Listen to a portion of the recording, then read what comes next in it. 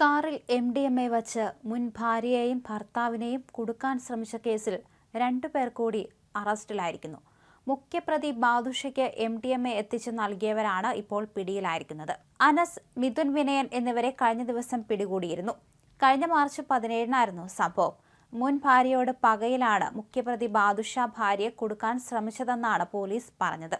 ദമ്പതികൾ ഓൺലൈൻ ആപ്പിൽ ഒരു കാർ വിൽപ്പനയ്ക്കായി വച്ചിരുന്നു. ഇത് ബാദുഷ കാണുകയും ചെയ്തു. പിന്നാലെ ഗൂഢാലോചന തീരുമാനിച്ചു. സുഹൃത്തുക്കളായ മോൻസി, ജോബിൻ എന്നിവർക്കൊപ്പമാണ് ബാദുഷ കാറിൽ MDMA ഒളിപ്പിക്കാൻ തീരുമാനിച്ചത്.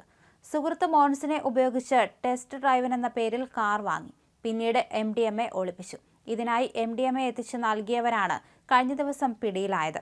വിശദമായി ചോദ്യം ചെയ്തപ്പോഴാണ് ദമ്പതികൾ നിരപരാധികളാണെന്ന് തെളിഞ്ഞത്. ശ്രാവൺ എന്നയാൾക്ക് ടെസ്റ്റ് ഡ്രൈവിന് വാഹനം നൽകാൻ പോയതാണ്. ദമ്പതിമാർ തന്നെ നമ്പറും നൽകി. പക്ഷെ വിളിച്ചു നോക്കിയപ്പോൾ ഫോൺ സ്വിച്ച് ഓഫ് ആയിരുന്നു. പിന്നാലെ നടത്തിയ അന്വേഷണത്തിൽ മോൻസിയുടെ കള്ളപ്പേരാണ് ശ്രാവൺ എന്ന് തിരിച്ചറിയുകയായിരുന്നു. പിടികൂടി ചോദ്യം ചെയ്തപ്പോഴാണ് എല്ലാത്തിനും പിന്നിൽ മുൻ ഭർത്താവാണെന്ന് തെളിഞ്ഞത്.